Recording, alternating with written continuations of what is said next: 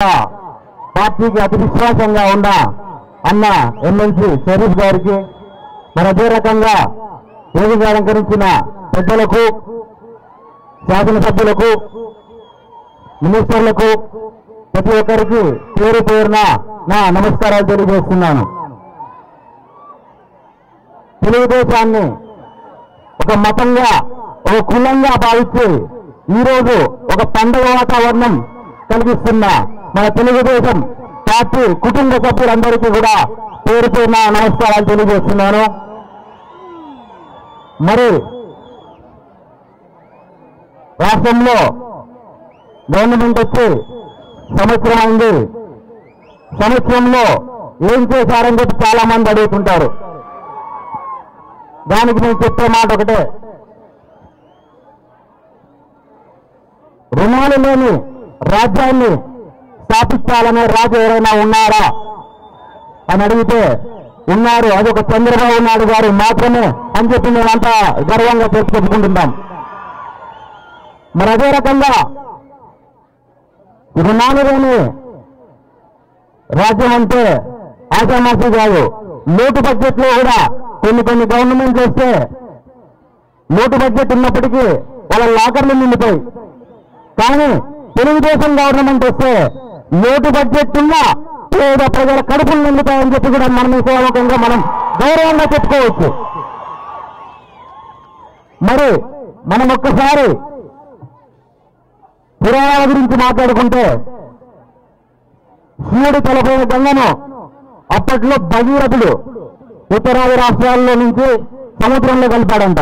ఇప్పుడు మన కేశవన్న చెప్తా ఉన్నారు, ఆ సముద్రంలోకి పోయే నీళ్లను తిప్పి కరువు జిల్లాలైన అనంతపురం కానీ, కడప కానీ, ఆ కర్నూలు కానీ, రాయలసీమ జిల్లాల నడిగొడ్డులో నుంచి తీసుకుపోతున్నారంటే అది కేవలం ఆ ఘనత చంద్రబాబు నాయుడు గారికి మాత్రమే దక్కుతుందని చెప్పి కూడా ఈ సభాముఖంగా మనం గౌరవంగా చెప్పుకోవచ్చు.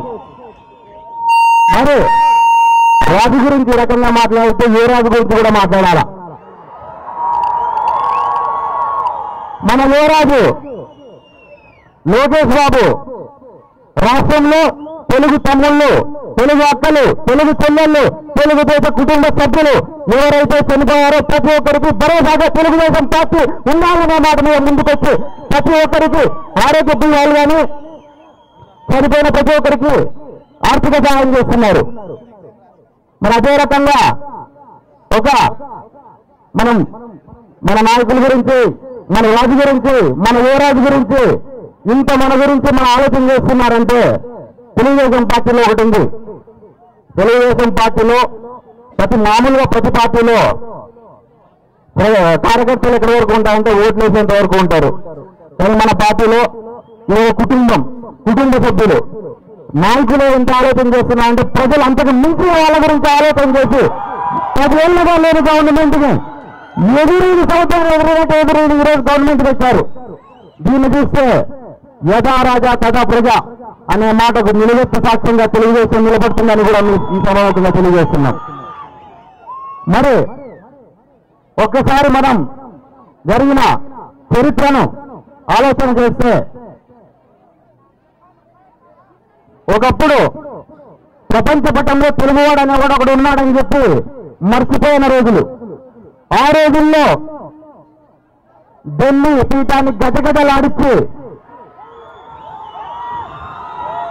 రాజకీయ సామాజిక ముఖ కవలికలను మార్చిన ఏకైక మొగోడు కాదు ఒక వ్యక్తి, ఒక శక్తి ఎవరైనా ఉన్నారంటే మన నందమూరి తారక రామారావు గారు అని చెప్పి మనం చెప్పుకోవచ్చు. మరి అదే రకంగా మొన్న ఒక రోజు ఇట్లాంటి మీటింగ్ ఒకటి జరుగుతుంటే ఒక పోలీస్ ఆఫీసర్ ఆయన వచ్చి, ఏంటో శ్రీరామ్, అనంతపురం జిల్లాలో తెలుగుదేశం అంటే ఎందుకంత ఉత్సాహము, ఎందుకంత పూనకం వచ్చినట్లుంటుంది మీ వాళ్ళందరికీ అని అడిగినాడు. అన్నా దీనికి నేను సమాధానం చెప్పలేనన్నా, ఆ జనాల్లో ఒకరిని పైకి తీసుకొని మీరు అడగండి అన్న పిలిచి అడిగా, ఏంటో మీకు ఒక పూనకం వచ్చినట్లుంటది, ఒక ఉత్సాహం ఉంటుంది ఏమి అన్న అంటే, అన్న నేను ఒకటి చెప్తాను, బాగా గుర్తుపెట్టుకోండి అన్న, చెప్తానన్నా పిల్లలు, నేను పక్కనున్నా, దూరంగా ఉన్నా, చూస్తాను, వింటాన్నాం, ఏం చెప్తాడా అని.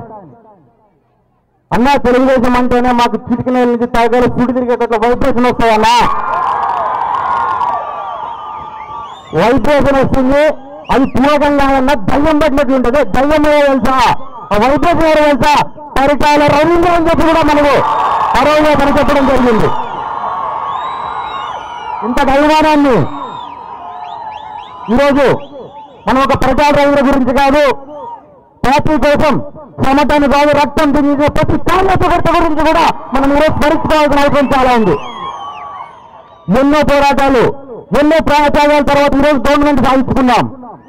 తప్పకుండా మన నాయకుడు చంద్రబాబు నాయుడు గారు వచ్చే 5 ఏళ్లలో అన్ని హామీలు తీర్చి తప్పకుండా రాష్ట్రాన్ని ఇది రాష్ట్రంగా ఒక దేశాన్ని, ఒక రాజ్యాన్ని, ఒక సమస్య లేని రాజ్యంగా రాజు తయారు చేసుకోగలుగుతాడని చెప్పి ఒక నమ్మకంతో ఈరోజు ధైర్యంగా స్టేజ్లకి మేము మాట్లాడుతున్నామంటే కేవలం ఒక ధైర్యం, చంద్రబాబు నాయుడు అనే ఒక ధైర్యంతో మేము స్టేజ్లకి మాట్లాడుతున్నాం.